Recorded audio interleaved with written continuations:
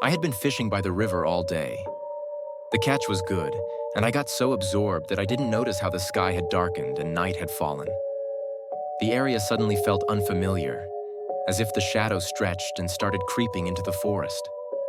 Strange sounds echoed from the distance, rustling, creaking, like something was moving among the trees. I packed my things and began hurrying down the path, but the darkness was growing thicker and my steps heavier.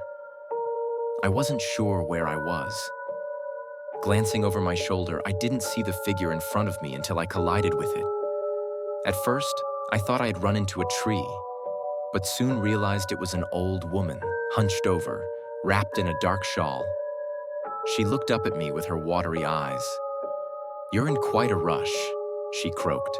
"The path won't disappear." I apologized, feeling cold sweat trickle down my back. She told me she lived nearby in a small cottage near the village. At that moment, the sky split with deafening thunder, and large drops of rain began to pour down. The old woman asked me to help carry the firewood to her home, and with no other choice, I agreed. We walked down a narrow path deeper into the forest until we reached her cottage. It looked as though it had been standing there forever, covered in moss and entwined with cobwebs. Inside, the house was filled with a strange smell, a mix of herbs and something rotten that I couldn't quite identify. The silence was suffocating, as if the house itself was trapped in time. The old woman nodded towards a corner where I placed the firewood. "Come, I'll show you something," she said in an oddly sweet voice. I hesitated, but my curiosity and fear wouldn't let me refuse. She led me to a strange mirror hanging in a dimly lit room. Strange symbols were etched around it, and its surface was murky as though from another age.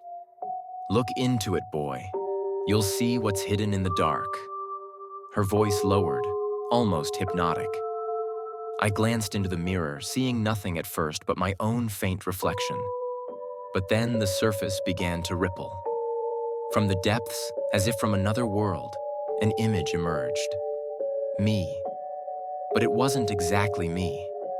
My face was distorted, with pale, lifeless skin and eyes filled with terror. Suddenly, the image came to life and started banging from the inside, trying to break free. I stumbled back, my heart racing. The old woman laughed, her cackling echoing around the room. She suddenly straightened, her frail figure turning into something sinister. She was no ordinary old lady. She was a witch, and her intentions were far from innocent. "You will help me bring my son back," she hissed. "You are his reflection. You are his shadow." I backed away towards the door, but it slammed shut on its own, trapping me inside.